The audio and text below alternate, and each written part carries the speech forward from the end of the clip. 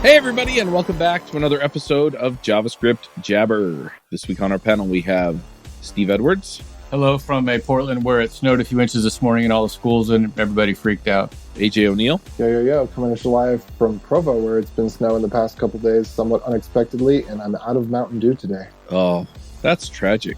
I'm Charles Max Wood from Top End Devs. We also have Dan Shapir. Yeah, from nighttime in Tel Aviv, hopefully not going to get disconnected this time around. We can hear you loud and clear this time. So we also have Feross Aboukhadijeh. You said my name perfectly. Coming at you from sunny San Francisco. It's a beautiful day here. Well, I just keep thinking about what you told us last time, is talk like you're going to go book a DJ, and hey, easy to remember. Yeah, it works. I use it for a reason. Yeah. Hey folks, this is Charles Max Wood from Top End Devs, and lately I've been working on actually building out Top End Devs. If you're interested, you can go to topenddevs.com/podcast, and you can actually hear a little bit more about my story, about why I'm doing what I'm doing with Top End Devs, why I changed it from devchat.tv to Top End Devs. But what I really want to get into is that I have decided that I'm going to build the platform that I always wished I had with devchat.tv, and I renamed it to Top End Devs because I want to give you the resources that are going to help you to build the career that you want, right? So whether you want to be an influencer in tech, whether you want to go and just max out your salary and then go live a lifestyle with your family, your friends, or just traveling the world or whatever, I want to give you the resources that are going to help you do that. We're going to have career and leadership resources in there, and we're going to be giving you content on a regular basis to help you level up and max out your career. So go check it out at topenddevs.com. If you sign up before my birthday, that's December 14th. If you sign up before my birthday, you can get 50% off the lifetime of your subscription. Once again, that's topenddevs.com. So we had you on for part one. This is part two, talking about some of the security stuff. To kind of get us started, I had a handful of questions I still wanted to ask at the end of the last one. And so I'm just going to jump in and hit one of those real quick. So you were talking about using automated tools like Socket, right? Or we were talking before the show about some of the other ones out there that, scan for known vulnerabilities and things like that. I'm imagining that there are other things that you ought to be doing beyond just kind of plugging a tool into your code base that will help you, avoid security issues and things like that. And so I was wondering, let's say somebody comes along and says, oh, I'm going to use Socket. What else do you recommend that they do in order to make sure that their app is secure? Yeah, that's a great question. I mean, I think probably the most important thing that you can do is to have a mindset shift around how you think about dependencies. So if you ship code to production, you are responsible for it, whether it's code you wrote or whether it's code that comes from your dependencies. Because when that code actually runs, it's running in the all the code, whether it's your code or open source code, it's going to run in the same node process. It's going to run in the same browser web page. It's all going to get bundled together, and it doesn't matter. It doesn't matter, whether you tap those keys out on your keyboard or it came from someone else. It's all part of your app, and so therefore you're kind of ultimately responsible for the bugs in it and for the security issues that may be there. So I think that's like one kind of just general like mindset shift. I think that's really helpful. And once you start to think about it that way, then the way you pick dependencies sort of changes. So you no longer just check for, does it get the job done? Does it have an open source license that lets me use it? Does it have good docs? That kind of stuff, and how many GitHub stars. You kind of go beyond that and start to say, like, okay, like what is the philosophy of the team that makes this project? Are they judicious in the dependencies that they select? Right? You wonder, you want to know, do they respond to security researchers that find problems in their package in a timely manner? Right? Do they take this stuff seriously or not? What is their policy for adding co-maintainers? Do they have 50 other people who have access to the project, and any of them could publish a new version at any time if they get hacked? Or are they very careful with who can do releases, and do they have a good process around that? So it's a little bit more work, and that's kind of where Socket is trying to help. So you don't need to be an expert in all this stuff and do an hour of research every time you're trying to select a package. We're hoping that you can just go to Socket, type in the package name, and then we'll flag the most egregious issues if there are any, and then you can quickly you can quickly find out that same information without having to go on like a hunt through trawling through all these package JSON files of all the dependencies of the dependencies and so on and so forth. But yeah, that's probably like the main thing I'd say is just thinking differently about dependencies. I don't know. There's probably, I mean, I can mention other things too if you want, but that's the biggest one. Yeah, I mean, yeah. I'm thinking through it and thinking, that seems like a lot of work, but I think you could get adept at finding that information, right? And so it's like a 5 or 10 minute kind of gut check on the project, right? Where you go look at the project.json. Yeah, you look and see, all those things that you can look up all that stuff. And so then it's, okay, I've got a good feel for what may or may not actually be the case here. And I don't think it even takes 5 minutes. It's really quick to do a quick survey. But the problem is transitive dependencies, that could become hours. And I think that's where socket.dev sounds like it's going to provide a lot of value, because it's looking at the whole chain of being able to give you some heuristics or some metrics about the dependencies, right? Mm-hmm. Yeah. I mean, like, take install scripts as an example, right? Say you want to know if when you install this, it's going to run code on your computer, and you're kind of curious to know that before you run the command npm install such and such package. Like you're not going to be able to easily go through every dependency transitively all the way through and find out if any of them have an install script. I mean, you could theoretically do that, but like that's just a lot of work. And so it's much more helpful if you can just go to Socket and see, like, it says at the top, like, there's going to be an install script that runs, and it's going to come from this transitive dependency. Click here to read the script that it's going to run, and you can click it and read it.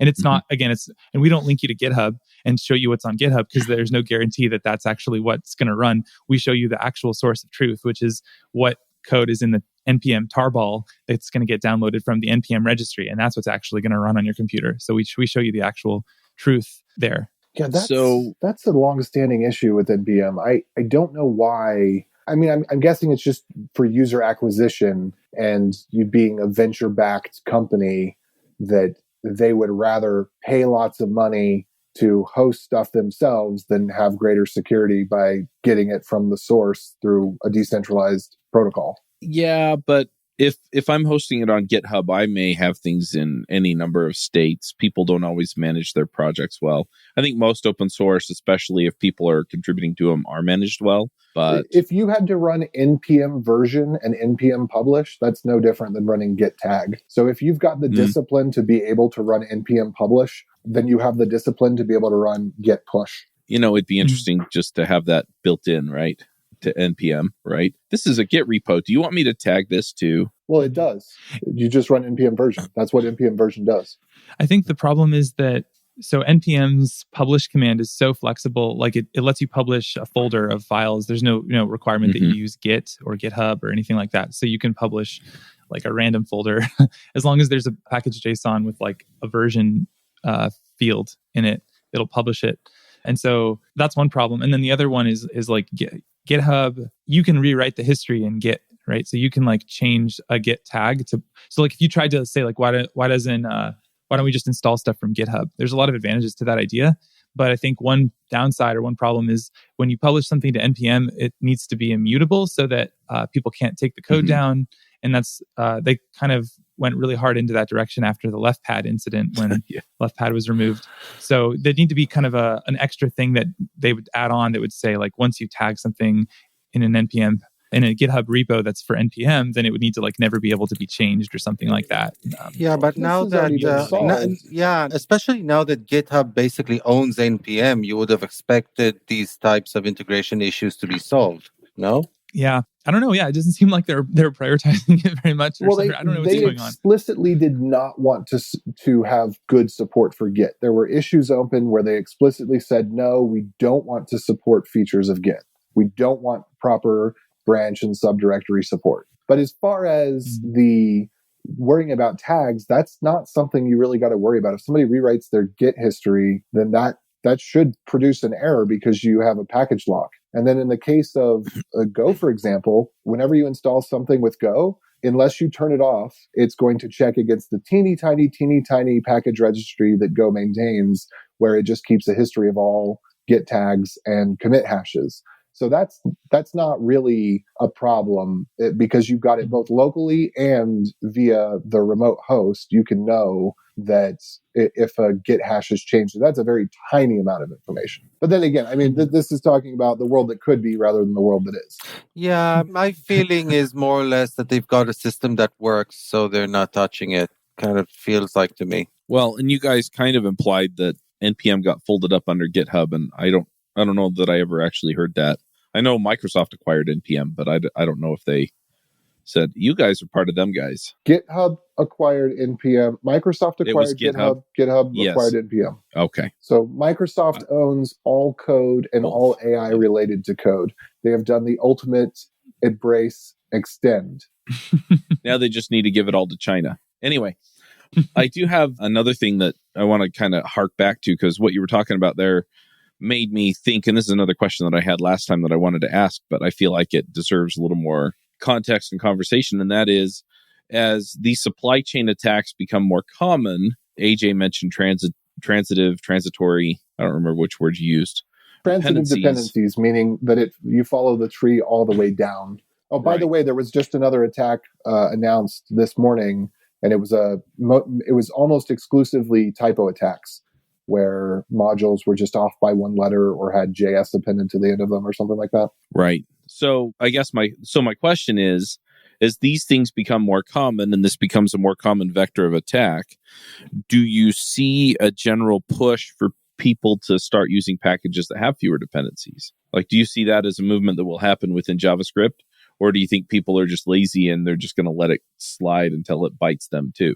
I think you've already seen a trend toward that somewhat. There's certain maintainers I've already seen like advertising the fact that their package is zero dependencies, it has no dependencies. That kind of thing is like even starting to become part of some packages marketing. So maybe we'll see that trend increase. I don't know. I think there's just so many advantages to using dependencies that there's so many advantages to like this way of writing software that people are not going to be like willing to give up. So I don't think we're going to see like a massive change in the culture of the JavaScript community overnight in response to this, but who knows? It also seems a bit it also seems a bit contradictory to me. I mean, it's like saying trust me as a dependency because I don't trust anybody as a dependency. It's kind of odd. Well, no, it's about not being careless. It's about not doing it's about not requiring dependencies for trivial crap. Oh yeah, for sure. I've reduced your exposure. Lines, yeah. No, for sure. I would. Not having just junk code that you haven't looked at. So for most things, you don't need 1,900 dependencies. Need 2 or 3. I totally agree. I would prefer a dependency that has fewer dependencies. I'm just saying that advertising a dependency as having no dependencies is kind of self-contradictory. I get what you're saying, but also I think that when I look at a module and I see it's got no dependencies, that means the module does what it says it's going to do. And it doesn't, my risk vector is really low. So I like seeing that on packages, because if I need something to, say, integrate with Postmark and it's zero dependencies, that makes sense. Why would you need any dependencies to make an HTTP request and set some environment variables, right? Well, yeah, again, I guess it... I mean, so it's... Sorry, go for it. No, you go for it, Dan. No, all I was saying that I guess it really depends on what type of a dependency it is. If it's a really specific dependency that you need for really well-defined tasks that you can kind of understand what its scope needs to be, then I totally agree. But if it's a dependency that provides a greater breadth of functionality, then I can understand why it might have its own subdependencies for exactly the same reason that my project has multiple dependencies. Yeah. You look at something like Express, even if you wanted to clean it up, you're still going to have some dependencies. Same thing with Create React App. I think they took it down from 1,000 to 100 or something in that categorical range. You're still going to need some, but you can be conscientious and not just say, oh, every time I need a function, I'm going to Google Stack Overflow and npm install. I recently used a library that has 3 different request libraries in it. It's using Axios, Request, and Request Promise. That's Stack Overflow code right there. Yeah. No, it's like all things in software. There's no absolute rule that you can apply across the board. Like if you had the rule that, I never use anything that, I don't install anything that has dependencies, right? Like then that's overly restrictive, and that's also not going to always be the right decision. And then if you have the opposite opinion that it doesn't matter, that's also not right. I think it's like about weighing costs and benefits. Mm-hmm. So like, if you're writing an app that needs to do like code highlighting, for example, you want to colorize the different tokens in the code and put it on a web page. Like you should probably use a dependency for that. Like you should probably not write that in-house. And if there's a function in there that has to do with escaping the tokens safely to put into the HTML code, that might be a good instance where you want to use a dependency, because that like code is tricky to get right, and there may be changes that happen in the browser, and you may just want to have someone else outsource that to someone who's like focused on the security, and then you can just call this function that says sanitize my tokens for it to be safely added to HTML. And so it's like, those are good examples. Having 3 HTTP libraries, that's like obviously a bad idea. So I just think it's a case by case thing, and you need judgment, and you just need to kind of have some taste. Unfortunately, it's not a thing that can be fully automated. So I have to make 2 specific comments that hopefully don't take us too deep down a rabbit hole. One is that I really don't get why people still use Axios now that we've got native fetch both in the browser and in Node, or coming to Node. And the second that's the thing, we don't have it in Node yet. Well, almost. And the other, AJ, remember that I gave you that sanitation code that was like 2 lines? On Twitter for the DOM API, I don't think it actually was. There's different types of sanitization. I think that one stripped out rather than escaped, but yeah. No, it actually escaped. Yeah, there's all kinds of, because I teach the web security class at Stanford, and one of the first lectures we do on this is like, we talk about the different contexts inside the HTML, like where in the HTML you're inserting this user content, and the rules for escaping are very different depending on the context. So putting something like in the middle of like in the body of a tag, there's like one set of rules. Putting something in an attribute, so between the quotes, between the double quotes or the single quotes in an attribute, is like a different set of rules. Putting something in like a string in a JavaScript script tag is like much harder to do, which you probably shouldn't do. So it's actually, depending on what you're trying to do, it gets complicated. Oh yeah, for sure. It's just, I was amused because a while back, AJ, I think, tweeted something like, why do we keep getting functions in JavaScript and the DOM that we don't need, and don't get the functions that we do need, like escaping or something?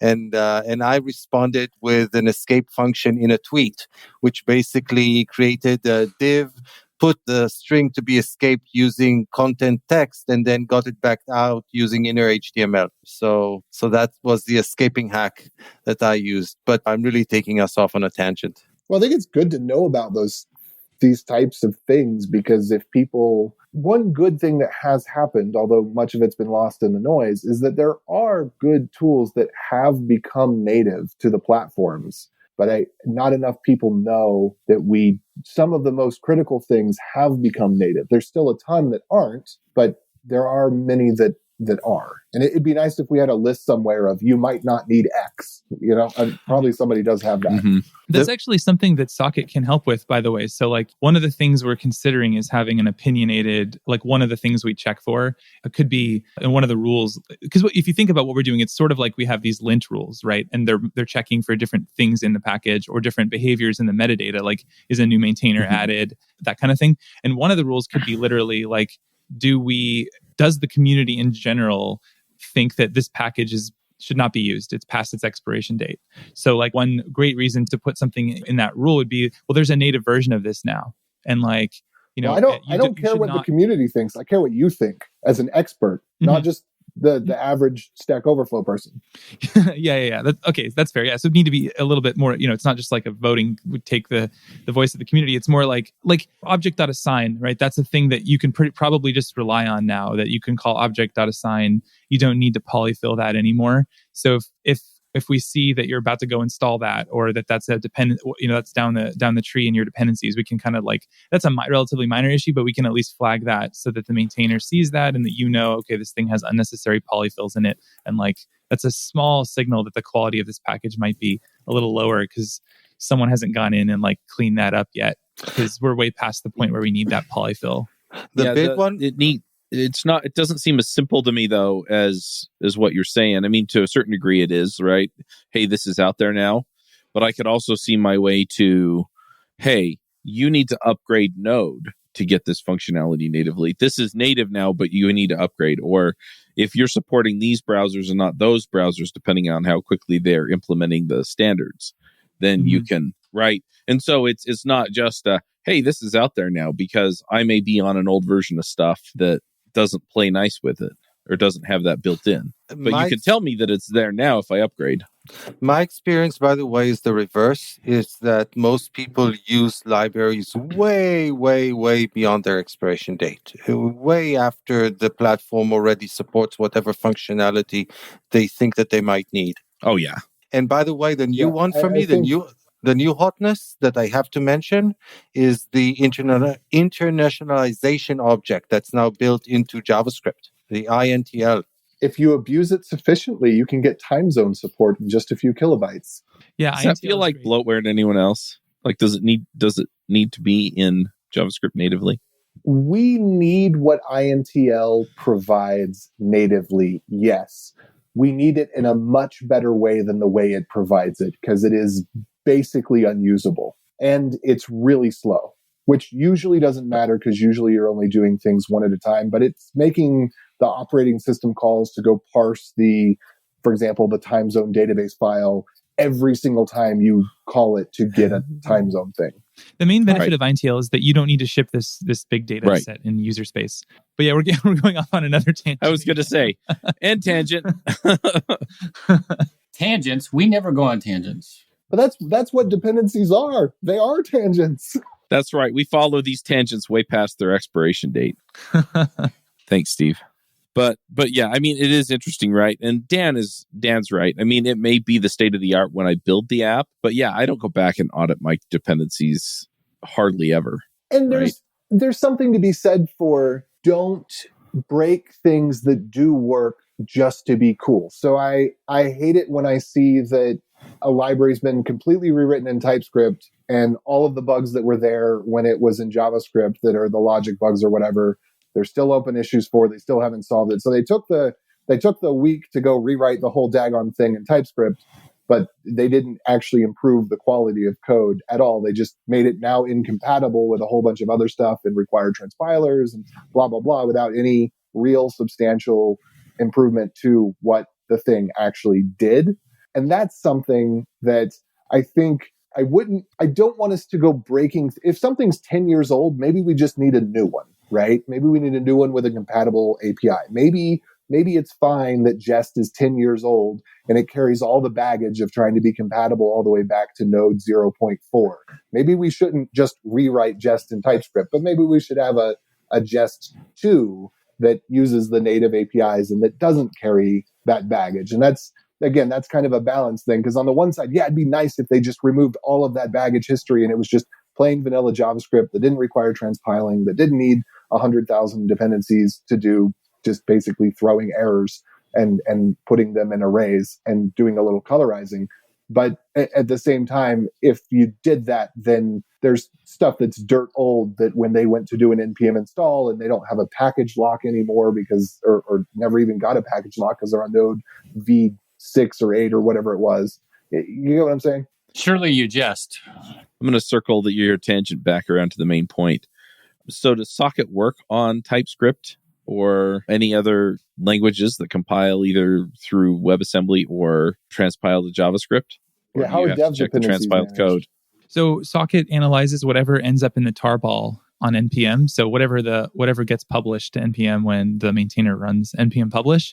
And I don't know that many people that are publishing their raw TypeScript sources to npm packages. Usually the way that it's done is there's a pre-published step that compiles the TypeScript sources to a compiled output, and then that's what gets published. And then the TypeScript stuff's usually ignored and not included in the final package. And so yeah, we parse the AST of the JavaScript file, and then we do our static analysis rules directly on the JavaScript sources. So anything that compiles to JavaScript will be included and covered by Yeah, by socket. And one of the interesting things about TypeScript specifically that we want to do a better job of is it's when it gets back to this problem we talked about before about the code on GitHub not matching the code on NPM, which is like something that a lot of the supply chain attacks that have happened so far actually does, because it's such an easy thing to do, and it makes it so much harder to like realize that this bad code has been added. Is that you go to GitHub and the code on GitHub doesn't match. So we could try to flag that and say, hey, we noticed the code seems different on GitHub than it does on NPM. But the thing that makes that hard to do is obviously, like we just said, you're not publishing all the code that's in the GitHub repo to NPM. If it's TypeScript on GitHub and you publish the compiled JavaScript to NPM, it's not going to match. And so we need to go a little bit more, get more sophisticated than just doing a naive comparison of the two and then reporting if they don't match. And so one of the things that we want to do is get to a place where we can detect when the build is reproducible. This idea of reproducible builds has gotten really big in certain parts of the Linux ecosystem, where the idea is you want to be able to prove that the source code for a program has, or rather the other way around. You're trying to prove that the binary code, the compiled code, is produced from the source that everyone can look at and audit, because it's a lot easier to audit source code than it is to audit a compiled executable file. And so there's a lot of challenges in getting like native code like that to become reproducible, so that you can say we have reproducible builds, because a lot of randomness and times and random crap can get embedded into the binary, so that like if you compile it on your computer and I compile it on my computer, we might not get this exact same bit for bit output. And so then it's hard to then prove that these binaries you're downloading actually came from the source code and weren't modified. The source code wasn't modified in some way before it was compiled. And so hopefully I'm making sense here. But basically, JavaScript has a little bit of an easier problem here, because what we can do is we can say, look, we're going to download every NPM package. We're going to run npm install, npm build, and then npm pack, which is the command that produces a tarball before, and the step before you publish. So we're going to run npm install, npm build, npm pack, and then we're going to take that result and we're going to compare it to what you actually published to npm. And if it's not exactly the same, then we're going to treat that as a bad sign. And for everyone who does have that produce exactly the same thing, we're going to give them a big green check that says this package has a reproducible build. And so even though the code that's on npm might be this compiled mishmash of whatever they used, WebAssembly, or they used TypeScript, or they used something that compiled to some nasty output, and you can't really audit that as easily. Well, we can say, look, we know that the version on GitHub, the source code there that you want to go look at, actually matches what is on npm. And so we can give them a little green check that says they do reproducible builds. And I think most packages shouldn't have a hard time passing this, because they don't have like a build step. But then the ones that do really should try hard to get this green check to increase the trust in packages. Hopefully that makes sense. So it would avoid supply chain attacks on your supply chain attacks, right? What do you mean? Because if your JavaScript or if your TypeScript transpiler is compromised, right, then yeah, then your final artifact won't match. Right, exactly. Yeah, that's a great point. So like if the person publishing the package has a compromised TypeScript compiler that's inserting extra stuff, then this would catch it, because we'd be able to see, okay, our TypeScript compiler, it's producing a different output. So that's a problem. And so some projects they might actually be pretty close to having reproducible builds, but they may have some mistake, like they may not have fully specified their dev dependencies correctly, or they may be relying on some globally installed libraries on that developer's machine, and that's not specified in the package JSON. And so if they have stuff like that, that will affect whether we can show that they have a reproducible build or not. But that's something they should fix, and they should specify all of the actual requirements on the machine, so that anyone can come along later and build it themselves and prove that it produces the same result. So that's not something we do now, but I think that's something that's like we're really interested in getting to the point where that would be one of the rules we check for, because it's such a useful thing to have. So it's just we just need to build. We have a bunch of rules that are blocked right now on us being able to safely run code in a sandbox. So we can do more we can almost like run the code. Right now we don't actually run the code to see what it does. We use static analysis to figure out what it does without actually needing to execute it. So we're working on setting up a system where we can actually like execute the code and observe it. And so once we have a safe environment in which to do that, we can start to do these other analyses that are even fancier and give us more data. So 2 comments, really. So- One is in the context of safe environment, you guys should be looking at something like a Stack Blitz. Their web containers sound really interesting in the context of safe environments to run stuff in. And the other thing that I wanted to mention is, I think in the context of tests, look, we're kind of spoiled for choice with packages on NPM. So if something is potentially flagged as being dangerous, even though it actually isn't, just because the developer or maintainer isn't properly configuring their system, I mean, we have a choice. We can use something else, and that will push them towards fixing it. Mm-hmm. Yeah, exactly. I don't know. Would it push people towards fixing it? Because if you've just got something because all it really is a vanity play. And how much of your time are you going to extend once something's become popular? If you're not making money from it and it's just a pain in your side and people want to use something else, I think you just let it die. Yeah, I mean, that's a fine choice. Like, we're not trying to make more work for maintainers. I'm really sensitive to this because as a maintainer, I know like it's just an insane amount of issues that are coming in, and it seems like it's a never ending list of requests from users. And so the goal isn't to create more work for people, but the goal is to make it clear to the user of the open source, like what are the facts about this package? And if one of the facts is that you can't run npm install and npm build and get the same output, then we want to tell people that. That's fine. I mean, the maintainer could say we don't care. That's up to them. But I think it's not that hard to do. I think for a lot of packages don't even have a build step, and so they're just automatically going to be passing this. And so and then it's a best practice anyway. If the project is actually being maintained by a team of people that are working on it all the time, they want to get their builds set up so that any person contributing to the project can run it by just running those commands. Actually, that's one of the best parts about Node, I have to say, is like you can just run npm install and then like npm test, and you can run npm install and npm start, and a project will just start. Unlike a lot of other ecosystems, we have these really nice, simple commands that most people in the community actually care about making them work. And it's not like run this obscure, random make command in this series of steps and, do like 5 steps to be able to build the thing. We've all kind of unified on these very simple, small set of commands: install, test, build, start. I like that a lot. Yeah, those are nice conventions. They're easy to get right. If something's named server.js, it'll start when you do npm run start, or I guess the alternative is whatever's in main if that doesn't exist. Yeah, that is nice. So I kind of want to push us in another direction, and I'm just curious, Feross. You do have something that runs, right? And you're running it against real code. I mean, what kinds of things are you actually finding that are red flags or that people are doing?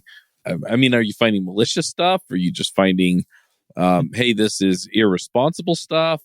Are there some real doozies out there? Is there funny stuff? I mean, I don't know. What are you finding with Socket right now?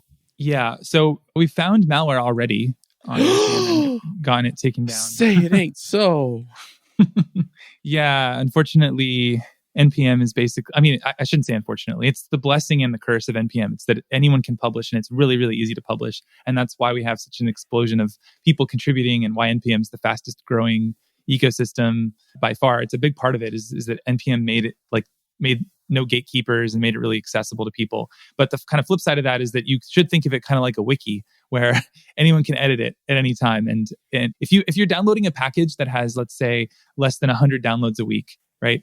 You should basically assume that that code isn't, like, no one's looked at that code, because as soon as you publish an npm package, I don't know if people know this, but as soon as you publish an npm package, it automatically just gets like around 300 downloads without any real human actually installing it, just because there's all these bots. And now Socket's one of those that that downloads everything and analyzes it or archives it or does stuff with it. And so the download counts are a little inflated by all these bots that are downloading stuff automatically.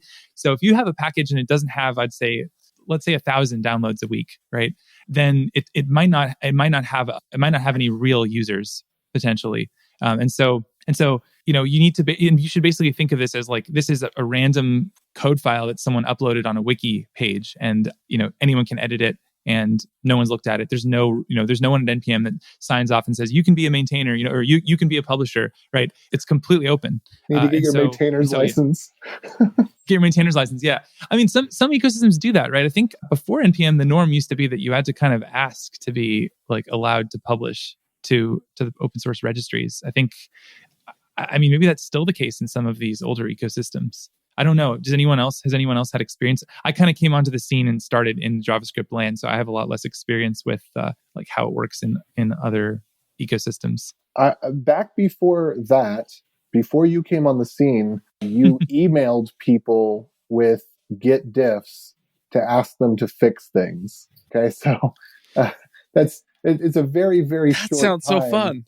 It's a very, very short time in between when GitHub. I think you're right. But the window is so small and the exponential curve is so hockey stick that little tiny window where open source was at a point where people were really publishing a lot of stuff, and then NPM that was maybe a 2-year gap, right? Mm-hmm. Yeah. Yep. Remind me of the question again. you Chuck asked the question. Chuck asked the question. No, Chuck asked the question. Chuck basically asked whether to give us some interesting examples of stuff what you find that you found. Yeah. Oh yeah. So we found malware. It was really stupid, and it looked like it was. The thing is, a lot of this malware is really, you look at it and it's like take process.env and put it into a string and then send it via an HTTP request to random IP address. So it's like stealing all the tokens in the environment, right? It's like stuff like that. Mm-hmm. So so that's the kind of stuff we found so far. But we also found, I mean, the kind of detections we're including also can find fancier stuff, like trickier stuff. So like if you look at something like, because we went and looked at all the supply chain attacks that have happened so far in the history of NPM, and wanted to make sure there was rules that could have caught all of them. And so like the one that the barometer that I think would be like kind of a gold standard if we could do it, if we could get to this point, is to catch something like event stream.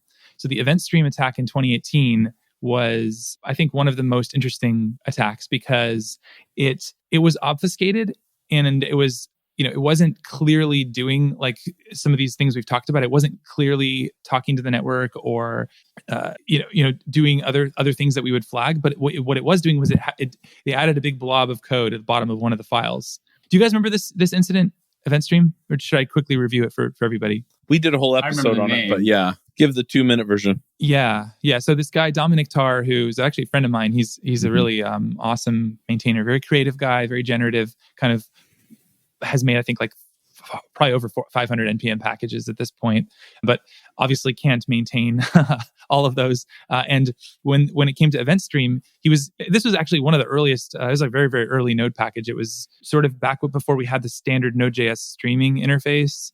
And so people were still figuring out, like, what should the API be for something that is a stream of data? And so one of those attempts was event stream.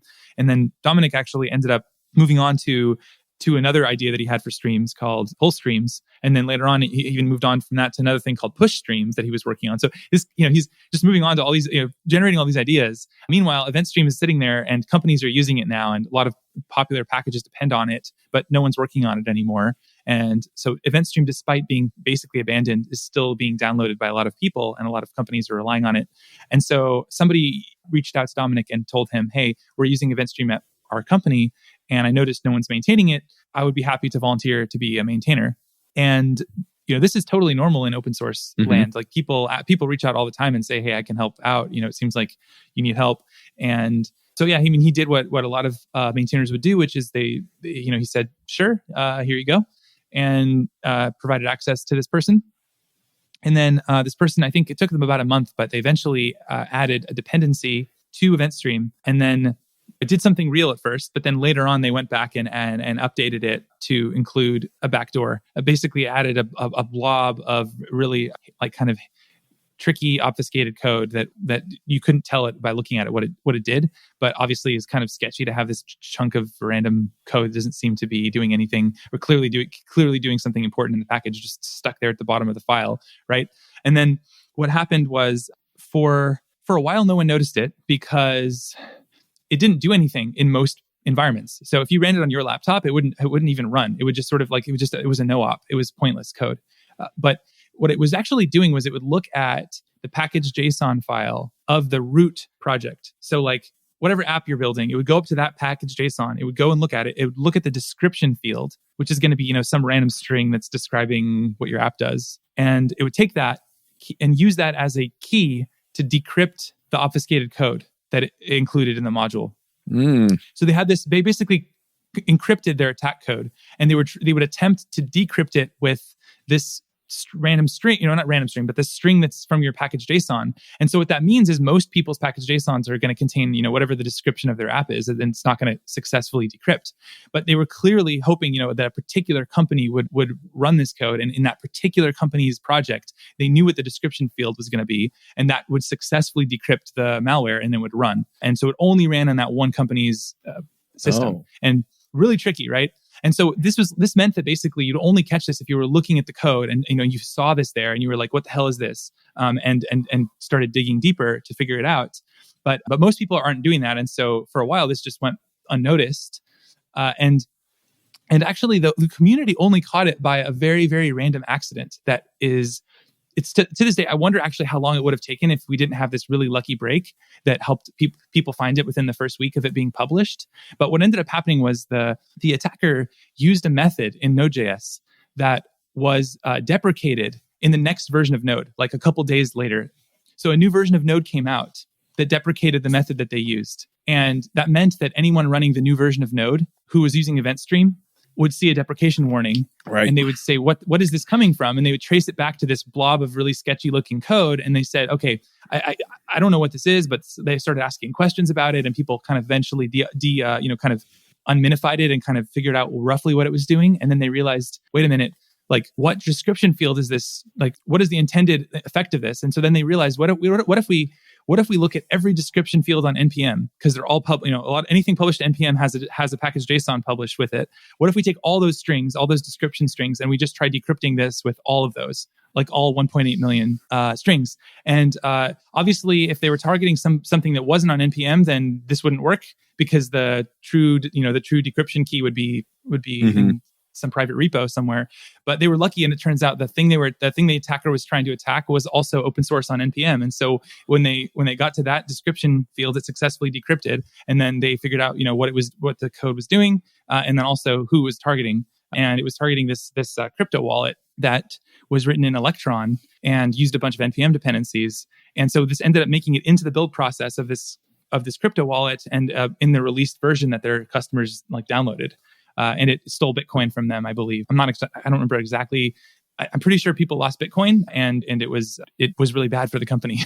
So obviously, really sneaky attack and really, really clever method of delivering it. And this was back in 2018. And I don't think we've seen anything as crazy as this since then, which makes me think like either we've been really lucky, or this is happening and we don't know that it's happening. And I hope that's not the reason, and I don't want to scare people, but I don't know. I think it's such a, I don't know. I just think it's a thing that I would be shocked if this hasn't happened at least once or twice more since event stream, and we just don't know about it. And now the question that, the obvious question, would Socket have caught this?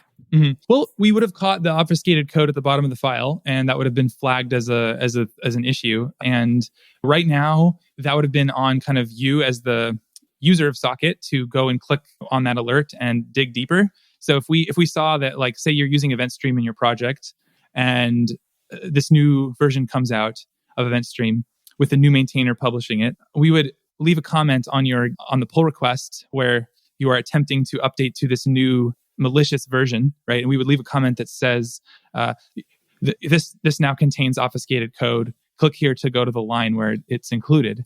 And so we wouldn't be able to guarantee to tell you that this is 100% for sure bad, but we would be able to raise the alarm at least, so that you could then decide maybe we shouldn't just blindly click merge on this. We should kind of wait a little bit and see what's going on here. Now, I think one thing that's interesting is if we could create a feed of these suspicious events and then provide that to the community and allow security researchers and just interested people in the community to look at this feed of potentially malicious events, but which we're not 100% sure are malicious. we could probably speed up the detection rate of these things. Like if we, you could imagine saying, like, what if a package is over a certain number of downloads and it had a new maintainer added, and it had obfuscated code added, right? And all that happened in a really quick succession. Well, that should probably make it into a feed of like suspicious new versions that human reviewers could look at. And if a human reviewer looks at that and for sure definitively marks it as malware, well, then we can then take our tool to the next step. And instead of just merely alerting you in your GitHub comment that there's obfuscated code in here, go figure it out on your own, we could upgrade that to an actual block. We could actually just block it and say, this version, like, we're going to fail this PR, and we're going to tell you in big warning letters, like, we think this is malware. Do not merge this, right? And then we'll obviously in parallel go and try to get it taken down from NPM at the same time, because we want to protect everybody, even the people who don't have the socket bot installed on their GitHub account. So that's kind of where we want to get to with it. So right now it's just going to leave you that comment, and it's going to be kind of on you to dig into it. But I think we need to get some more community features and more of this kind of maybe curated set of researchers to do this analysis, and that's where I'd love to get to. So I'm here with JD from Raygun. JD, why did you start Raygun? I started Raygun. It was actually our 11th product that we built. So, if you're a fellow software engineer thinking you want to build something and build a business, this was the 11th try, right? And we built it because way back when I was writing more code for customers, I used to instrument my code to send an email to myself when something went wrong. And it would let me kind of get in front of the issue before the customer complained. And so we built a whole product called Raygun for crash reporting initially. It expanded out into other areas, but it was really just building a full solution to what I'd been doing years earlier to try and build better software. I love that. Just scratching your own itch. It makes a ton of sense. And I do that too with some of the stuff that I'm doing, either with podcasting or programming. Yeah, absolutely. The most awkward thing was when we actually instrumented some of those prior 11 products, and that's when we realized that about 1% of users will ever actually report an issue. And you go, oh, we might have been a lot more successful earlier if we'd known that. So that's kind of the whole value prop of Raygun. Yep, absolutely. And it makes sense just to put it in there. So folks, if you're looking to try something like this that'll tell you what your problems are, go check out raygun.com and get a free trial. Yeah, AJ, but do you really know? I mean, with subdependencies and subdependencies and so forth, even if you think you know, you don't necessarily know. That you're saying, I'm willing to pay for higher quality secure code. And I'm saying that how can I, as a maintainer, I would gladly take your money, but how can I guarantee that that's the situation? So I'm going to untangent this. I think this is another discussion for another day. Tidelift does, though, offer some level of support for open source packages, and they pay the maintainers to be responsive to what people need and do some of the things that AJ's talking about. It's not exactly what he's talking about, but anyway, if you're looking for something like that, check them out. And yeah, I think there's a conversation to be had here, but I think it's for another day. So do we have any other questions? Is this going to expand beyond JavaScript and NPM? Yeah, definitely. I mean, I want to start with JavaScript and NPM because that's my home. That's the language that I spend all my time in. But I also, obviously, people don't just write one language, and companies have multiple languages that they use, and so a lot of the techniques that we're working on can be applied to other languages without too much work. Right. So especially stuff around the metadata of packages, like that stuff is pretty similar across different package managers. Obviously, all the source code analysis that we're doing is going to need to be customized for each language, and that'll take a bit of work. But yeah, I think we want to get to this sometime this year, probably later in the year, and make it so that you could install Socket across your GitHub organization and just have all the different repos, whatever their language, get the same level of protection. So the other question I have, well, I guess I have two more because I just thought of another one. But one of them is, so let's say that I run Socket against my org and it flags something, and I go look at it and it's like, oh, well, this is 6 levels deep on Express. It's not something where I can just go and say, well, just use the newer version because it may not be compatible, right? Or there may not be a fix for it yet. So what do you do in that case? Yeah, it's a good point. It's one of the things that is really important with security tools is that they give you actionable like feedback, like something you can actually do something with, right? And that's one of the like most annoying things about NPM audit today, and that's why people are always complaining about NPM audit, is that it'll just tell you that you have like 15 critical vulnerabilities, and then you'll try to ask it to fix them, and it won't be able to fix all of them, and so then you're just like, I guess I have 15 critical vulnerabilities. What am I supposed to do? So it's something that I think the best thing to do is to think of Socket as like, we're trying to catch the stuff that is just like these anomalous events that hopefully don't happen too often. Like a package got hijacked by a bad guy and now it's doing something crazy. So hopefully, when we alert, it's like a limited number. Like I hope that packages aren't hijacked on a frequent enough basis that we're going to be spamming people with a lot of these alerts. Like it should be something that is relatively rare. And the action is basically do not update to this bad version if it's an update.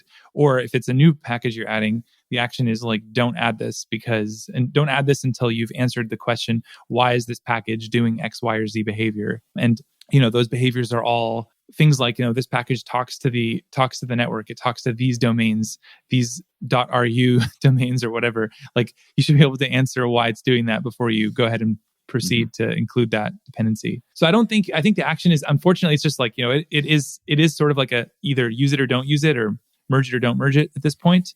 But it's focused on things that are so bad that you really wouldn't want to merge. There's not really like a middle ground. Like if a bad guy took over this package, like don't update to that version. That's all we can really tell you right now. The other question I have is, again, back to the kind of this framework idea or something, so let's say I'm just going to throw Express out there, right? And so I'm going, I'd really like Socket to run against Express, right? And just see what it comes back with. But Express isn't part of my org, and I don't have admin permissions on that org, right? So I can't just add the bot. So do I have to fork it in order to run Socket against it? Or is there any way for me to just say, hey, that one's a public repo. You can see it anyway. Just go do your thing. Oh, yeah, no. So Socket proactively runs all of the analysis on every open source package on NPM. So it's already, the results are already there for every single package. What about just public GitHub repos that aren't NPM?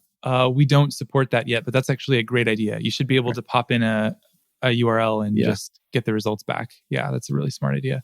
No, so right now, the thing is like, so there's different, so static analysis tools, generally, you apply them to your own code base and you want to find like problems in your own code. Right. But the cool thing about Socket is it's static analysis for your dependencies. And so it's designed so that you don't need to run it on, it's not like it needs to be your repository to see the results. You can just look up a package and get the results back for it without it being your code. If that makes sense. Makes sense. The beauty of open source is that it's open source. Yeah, but nobody looks at the code, even though it's open source. That's what gets me. Like, and no one actually uses the advantages of open source, which is that you can look at the source and you can put your hands on it, and you can modify it and you can look at it and inspect it and all that.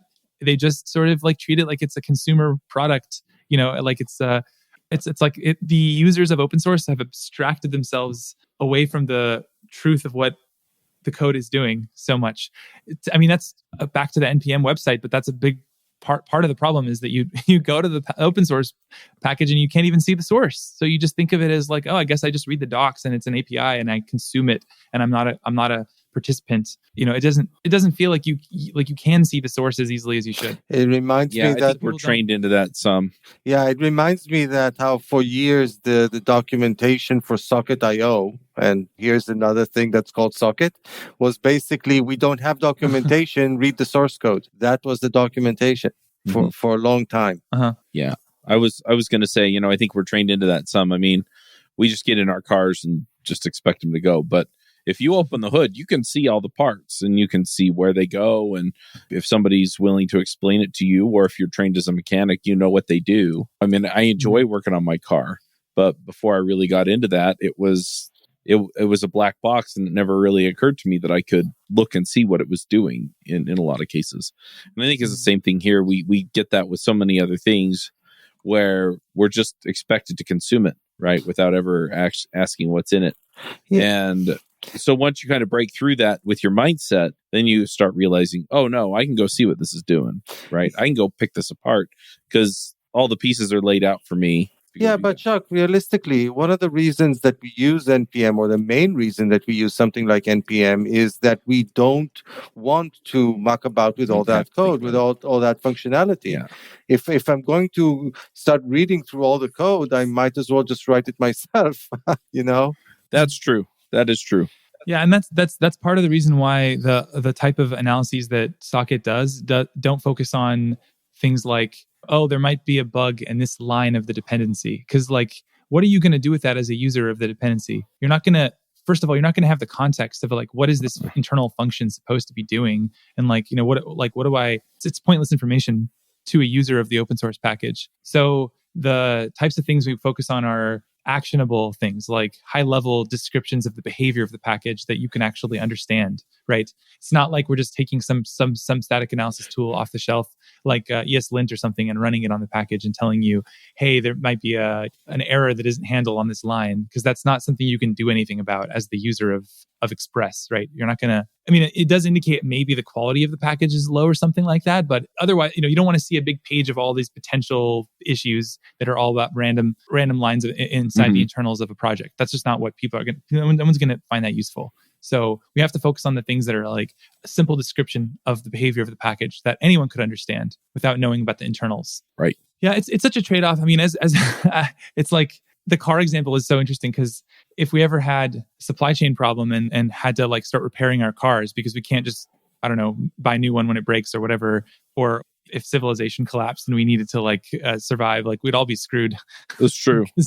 The knowledge is getting lost and it's getting put into the minds. It's just the specialists understand these things, but it's also so powerful to have abstractions and to not need to know how your car works. So it's a double-edged sword. Yeah, well, even if you understood, I mean, if my car blows a hose or has something seize up, I mean, a lot of times your only recourse is to get a new part. And yeah, if there's no supply for that part, I mean, I don't have the capability to make the new part in my backyard.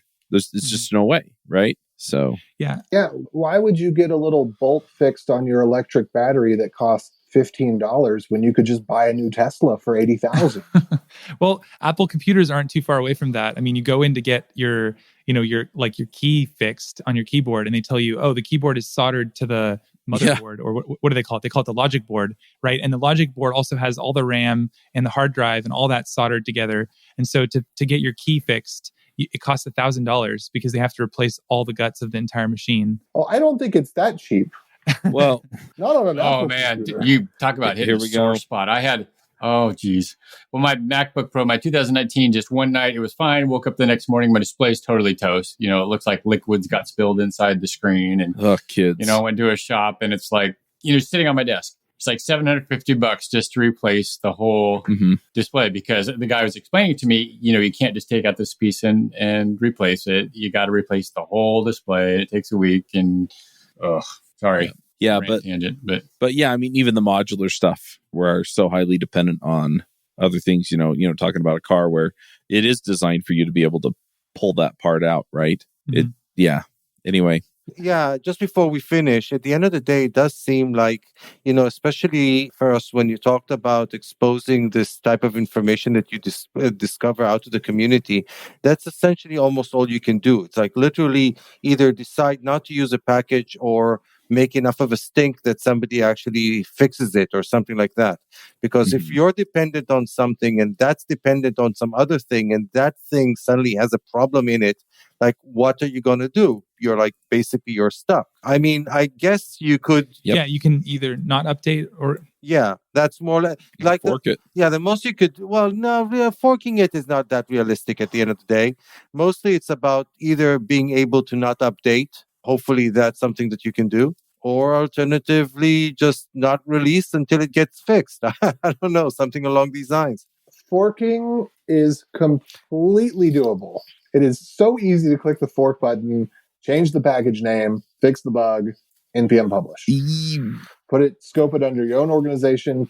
People are doing all the time. Yeah, the issue though is that any open up a PR, they'll never address it. Yeah, but the issue becomes that any future enhancements to the original you don't get, right? You have to keep merging it. Anyway, But at that point, the original isn't getting enhancements. Maybe. I think that it's both of you are right. I think I'll also add another challenge too is that sometimes when you fork a package, if the bug is like 3 or 4 levels deep, you actually have to fork The multiple dependencies. things. Yeah. If you fork the top level one, it's not easy to. Now there's stuff coming to npm. I don't know if it's like works well. I've never tried it myself, but there's like this overrides thing now, or I forget what they call it. I think it's called overrides, where you can like say deep down in the tree you want to replace. I couldn't get it to work. Yeah. The other thing I saw that's interesting in this same space is Dino now has a feature as of like last week that lets you vendor in a particular dependency. So you can basically say vendor this dependency, and then it will make a vendor folder with that dependency and all of its dependencies nested and in this folder. And so then it will prefer that over the the remote one. And so you can then check that into your Git repo. You can make whatever changes you need to make to it and then check it in. And I mean, it still has the same problems that the same problem Chuck said, where you're not getting the improvements of in the future, changes, but it does. Well, that sounds particularly dangerous. Oh, explain. Sorry, something's wrong with the internet and the audio is way out of sync. So that's the way people used to do it, is they used to copy files into their local code, but that gets really messy really fast in terms of mismatch of histories and not having the documentation that this was copied in because it's being modified, not having that diff. So I much prefer the idea of forking and publishing or being really clear about vendoring, that this is modified vendoring, not vendoring for the sake of reproducible builds.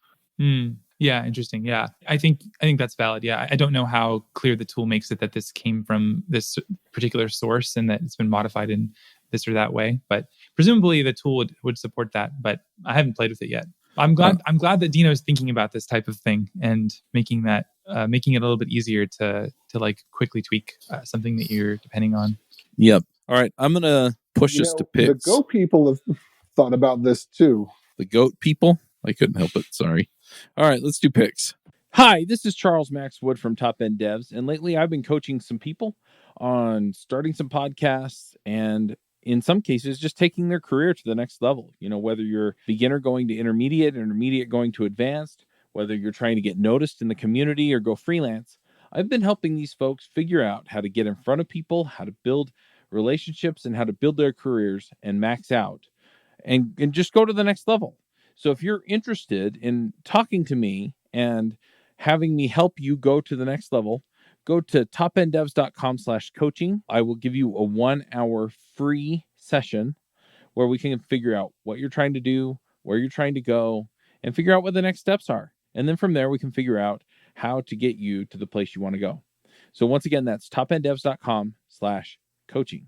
Steve, why don't you start us off with picks? Certainly. So before I get to the high point of all podcast episodes with my dad jokes, there's this video that I was hearing about today, and I think I've seen it a while ago, and it is an ad for a new thing out called the Squatty Potty, and it's called The Unicorn Changed the Way I Poop. So funny, so funny. First time I saw it, it reminded me of the classic commercials for that product, Poopery. One called Girls Don't Poop that had me laughing out loud when I first saw them. So I will post the link in the chat. I guess it's a product that was on Shark Tank and got some funding through Shark Tank as a startup. But it's one of those things that takes the gross and makes it very funny because it makes it all finesse. Oh, it's great. The unicorn commercial is hilarious. Oh, it's so good. They even have a video on how they made it and everything that went into it. And it's great. It's really good. So, I've had over the past couple of years, I happened to get laid off right at the beginning of COVID in 2020. And it didn't have anything to do with COVID. It had to do with idiocy. But so I was doing a lot of interviews, and I went into this one interview, and we were talking about salary and stuff. And so the interview says, you're really asking a pretty high salary for someone with no experience. And I said, well, the job's going to be super hard since I don't know what I'm doing. Sorry. Come on. Where's my drum joke? I laughed even though I was told not to encourage you. Yes, I know that. And my drum joke's not working. I'm so bummed. Okay. I wonder if somebody turned it off on me. And then, there's always the classic cow jokes about, what do you call a cow with 2 legs? Lean beef. Lean beef, right? Or Eileen. And then what do you call a cow with no legs? Ground beef. Ground beef. Ground beef, right. So where do you find the cow with no legs? Right where Wherever you left him. Yeah, exactly. Thank you. So just imagine the rim shot right there. Are It's not those working. dad jokes, or are those Anyway, that's all I have. those dad jokes, or are those the second grade jokes? I don't know. I think they're one and the same, really. I prefer to think of them as jokes that really... Oh, there we go. It's working Now for it's me. going. Oh, okay. I prefer to think of them jokes that really move you. But that's it for me. All right. AJ, what are your picks? Not whatever's going on with my internet connection, that's for sure. It says But there's an I issue with your will- local storage. But anyway, it asks if you're in an incognito yeah, window. I don't know what it's. Yeah, I don't know what that's all about. But everything's been jittery for the last 20 minutes. Get a real Anyway, browser. let me try to get to my picks here. I've got them open. Okay, so first of all, I'm going to pick Go with versions because the Go people. So there's a conference talk, Go with versions, and the Go people have solved all these problems that package managers have. They have solved all solvable problems. They have empirically solved every solvable problem of a package manager. And in the talk, they explain exactly how the Go package management system works and why it solves all solvable problems and kind of provable scenarios of saying, well, here's all the problems that have, these are categorically the problems that have been encountered. And this is how, if you take this approach, you get this trade-off, and this approach, you get this trade-off. And these are the approaches that have basically no trade-offs that are additional to anything else and has the fewest trade-offs overall. So there's no other trade-off you can make to get a better system. And the only trade-offs that there are the ones that must be made no matter which system you pick. So they have created the perfect package management system. And it's just really worth watching that talk and understanding how much care they've taken into that. And then just kind of a hope for the future that as people continue to create package managers, rather than reinventing bugs, they will build upon the solution that the Go authors have come up with. And if, the Go authors are wrong and there is something that can be solved that hasn't been solved by their solution, which I think it pretty much has, other than maybe some semantics of how you put a keyword, but from overrides to minimum version C dependency, et cetera, locking, validation of Git tags, it's all there. The other thing that I will pick, this makes me so sad, but it relates to part of the reason that we have these dependency problems. There is a TC39 proposal for a regex.escape, and it is not accepted on the basis that if you don't use it, it doesn't work. It makes no sense to me. I've read the comments on here multiple times. I've gone through, there's about 50 comments on this thread trying to figure out why it wasn't accepted.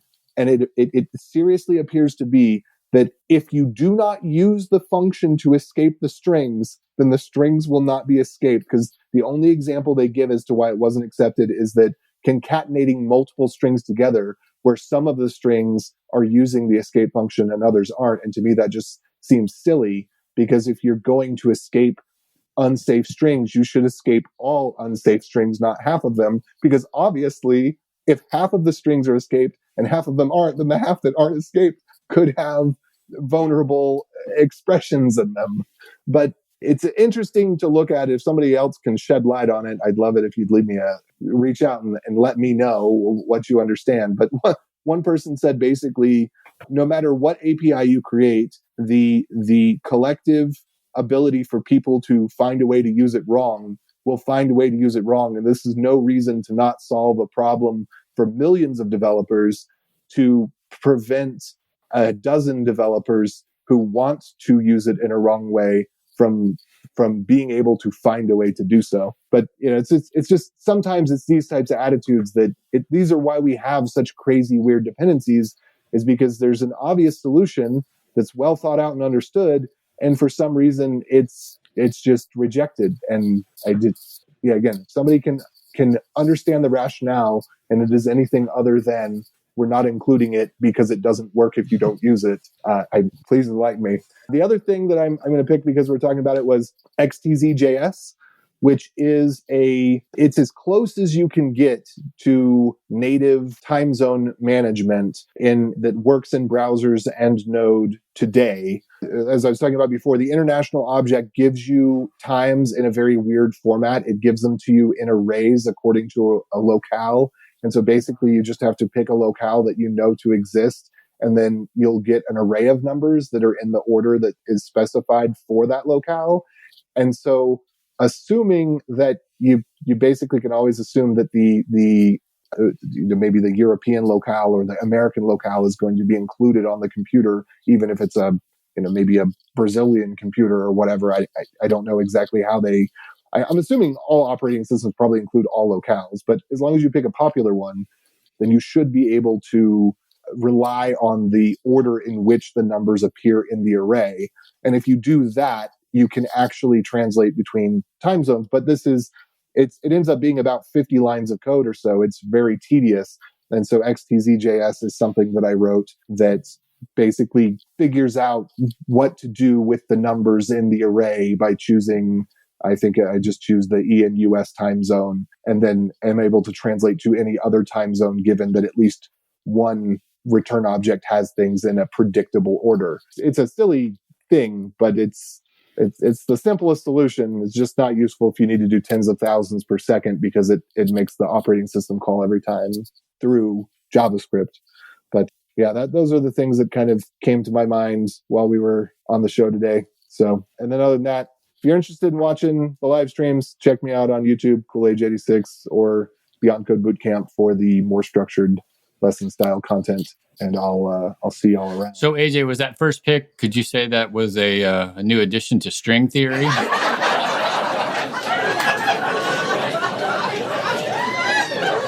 I think we could.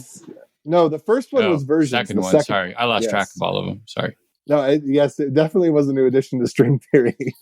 but only if you use it. All right, Dan, what are your picks? Okay, so my first pick is actually a pretty sad one. The day that we're recording this is the very same day in which Russia invaded Ukraine. And my previous employer, Wix, has several offices in Ukraine. So I actually got to visit there a couple of times, and I know quite a number of people who live there and work there.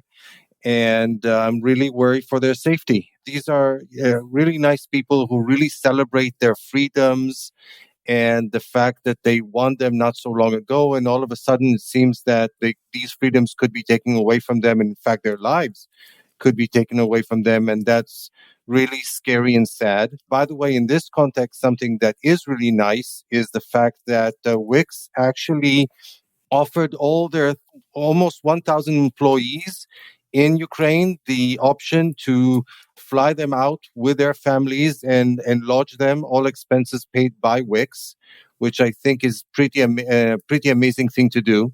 And, for as long as it takes. So I hope that as many of Wix employees that were offered this option actually took it for them and their families, and that they are indeed safe right now. In any event, it's really sad, and I really hope that by the time this episode actually airs, this will all be behind us. I don't know exactly what will happen, though. So that would be my first pick. My second one is much more upbeat. I'm reading a book that I actually find to be fairly enjoyable. It's called Uprooted by Naomi Novik. It's a standalone fantasy book. We don't see so many of those anymore, and it's like a breath of fresh air to know that you read a book and it's a good story, and it will be done by the time when you finish the book. And like I said, so far I'm enjoying it, and I really highly recommend it. So it's Uprooted by Naomi Novik, and those would be my two picks. Awesome. All right, I'm going to throw in a few picks. I just want to remind people, go check out topenddevs.com. Check out the workshops, meetups, conferences, the whole shebang. I did a workshop yesterday about kind of long-term planning your career, figuring out what you want. Going to be doing one on staying current this next week. So anyway, keep an eye out for those. The replays will be part of the Top End Devs membership. I'm going to pick a board game. I'm actually going to pick... So my wife and her friends, they play Pandemic. That's kind of their game. And at one point, I had bought her a bunch of the expansions. And so I said something like, will you have all of the Pandemics? And she said, no, not even close. And so for her next birthday, I got her all the rest of the board games. This one, it's kind of a different spin on it. And it's funny because we lose way more often than we win, but it's still fun. It's the Pandemic Cthulhu game. And basically you have cultists and monsters that are rampaging through this town, and you're trying to fight them off while you seal the gates before the old ones come back. Anyway, it's super fun. So I'm going to go ahead and pick that. And then, man, I got so many other things that I'm thinking about right now and going through. One other thing that's just been kind of top of mind lately is, so I'm getting ready to actually run for the school board for my local area. If AJ has kids in school and they go to the public school, they'll be in the school district that I'm going to be running for the board on. Good for you. We need more people to do that. But yeah, so my point, I guess, and my pick is, if you care about what's going on in your area, often running for local office gives you more ability to affect outcomes, right? And so if you're concerned about what they're teaching in the schools, run for school board. If you're concerned about what they're doing in your town and how they're zoning or building or whatever, go. The zoning boards for your city are usually volunteer. You just start showing up and you can get appointed to the zoning commission without actually running. You can run for city council. You can run for mayor. You can run for your county government if you're in the U.S. Or if you're not in the U.S., then I guess it depends on however they demarcate their regions, but right, or states or whatever, right? Here in the U.S., most education stuff runs through the state legislature or the state school board. And so if you want to be involved, if you're worried about this stuff, then I'm just going to encourage people, and I've done this before on the shows, go run for local office. I'm not going to pontificate on what the particular issues are that I care about or whether somebody's right or wrong for agreeing or disagreeing with me. I feel like every local area probably has a different mix of people, and you're probably going to care about different issues depending on where you're at. I think some of them will be the same more or less everywhere, right? If you're running for school board, you clearly care that the kids are getting a quality education, but you may differ on curriculum or what things they can and can't use or what things they can and can't talk about with the kids and where you empower parents and things like that. But at the end of the day, I mean, that's ultimately what got me going and what has me running. So I just encourage y'all to get involved, right?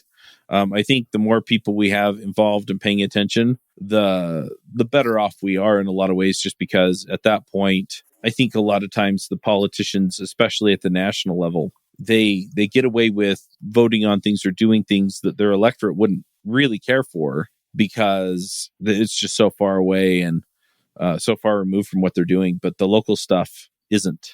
And if you're involved and you're paying attention at the national level, then you can make a difference there too. I've talked to enough politicians to know that if their phones start ringing and keep ringing, then they start really thinking about their position because they know people are watching what they're doing. And that often serves well enough to keep them honest as far as, well, if I vote, even if I want to vote this way for, whatever reason, selfish reasons or other reasons, if I vote that way, they're going to vote me out at the next round. And I want to keep doing what I'm doing. And so anyway, I'm going to quit rambling about it, but I think it's important. The other thing is that they kind of create this idea that you're, at least in the US, like your congressman or your senator is so far away. And the reality is that they're not. Sometimes they make it hard for you to get to them. One of my senators is much better here in Utah about taking input from people than the other, but there are ways to get their attention. So anyway, get involved locally is my other pick. Feross, what are your picks? So I'll pick socket.dev. Obviously, you got to shout that out. You can check out Socket if you go there. You can install the GitHub app. It's free, and you can get your repositories protected. But I'll also shout out, if you go to the footer on Socket Dev, we have this really cool thing called removed packages. And you can check out packages that have been taken down from NPM for security reasons. And it's really cool. What we do is we basically watch NPM, and anytime a package is removed, we add it to this page. And so you can actually go and see like examples of malware that have been taken down. And it's really fascinating to look at. So we'll shout that out. And yeah, you can poke around and see the kind of stuff that's on there. You'll even notice sometimes there's packages that include company names. Like I'm looking right here and I see there's one, it's like Lyft service, something or other. There's something about Yandex search engine, UPS. I mean, so there's like packages where people have tried to name them so that they do what's called a dependency confusion attack, where a company uses a package name that's an internal package name that is not supposed to be like it's a private package, but then somebody will go publish, a bad guy will publish something on the public registry that has the same name, and then hopefully they hope that the internal tools get confused and install the public version instead of the private version.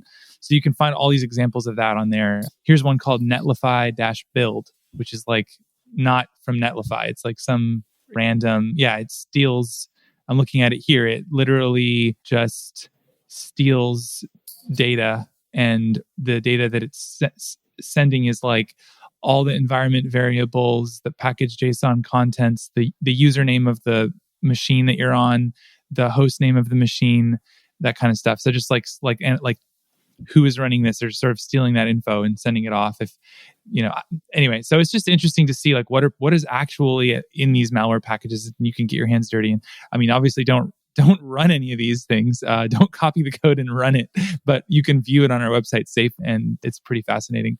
I'll also shout out Wormhole, which is a website to let you share files with end-to-end encryption.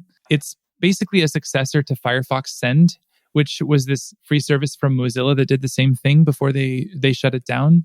So Wormhole is made by the same company that makes Socket. So I worked on Wormhole.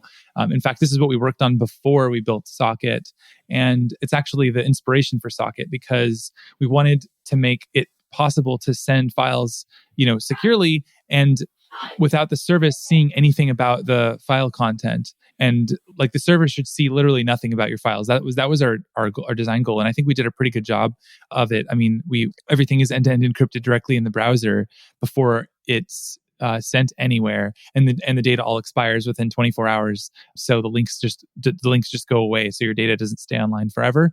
But one of the things we ran into when we were building Wormhole was, how do we trust our dependencies?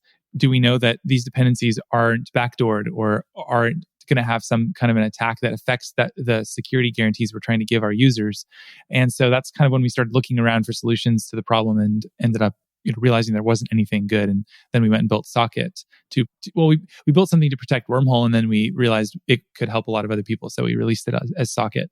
But anyway, Wormhole is still online. It still has a lot of users, and it's pretty handy to send files quickly. We tried making the user experience really, really good. So you can actually, there's no account needed, and you can just drop a file on the page, and you immediately get a link that shows up that you can copy and paste to somebody, even before the files are done being uploaded.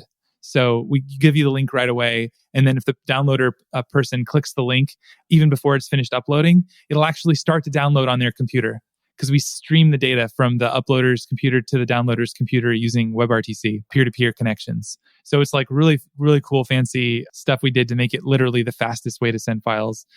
Anyway, so check it out. It's something that we hopefully will, we intend to keep running and providing as a service to the community. It's totally free and no account needed. And the last thing I'll shout out is Chakra UI. So Chakra UI, if you haven't heard of it, it's a web component, kind of a UI component library. It's for React right now. I think they also have a Vue.js version as well, but I use the React version. And it's this really nice set of polished React components. They're really flexible and accessible by default, and they look pretty good. And what's nice is they don't look like the material, kind of if you use Material UI, like your site kind of looks like a Google product in a way, and everything starts to kind of look the same too. You see material everywhere. So I like Chakra because it's different, and it's really well designed components that don't have such a distinctive look that you can immediately spot what component library they come from. But the team that is working on them is really good. It was started by somebody named Segun Adebayo from Nigeria, and he was a design. He worked in like a design shop. He was constantly making components for these client projects, and he got tired of like reinventing the wheel, and so he kind of put all of his learnings into this Chakra UI component library. Anyway, it's really cool. Check it out. I recommend it. We use it on Socket and on Wormhole, and it's working great for us. So those are my picks. Thanks for coming, Feross. This was awesome. If people want to connect with you online, what are the best places for them to do that? So my Twitter is just Feross, my name. It's Feross. My website's feross.org. My email is just my name at myname.org. So yeah, people can feel free to email me if you have security questions or want to chat about open source or supply chain security anytime. I'm down I like to meet people. So just feel free to email me or reach out on Twitter. My DMs are open. And then, of course, you can check out our work and what we've been talking about on this episode at socket.dev. Very cool. Well, thanks again for coming. And until next time, folks, Max out. Bye. Adios. Thanks so much for having me. Appreciate it. Adios. Bandwidth for this segment is provided by CacheFly, the world's fastest CDN. Deliver your content fast with CacheFly. Visit CACHEFLY.com to learn more.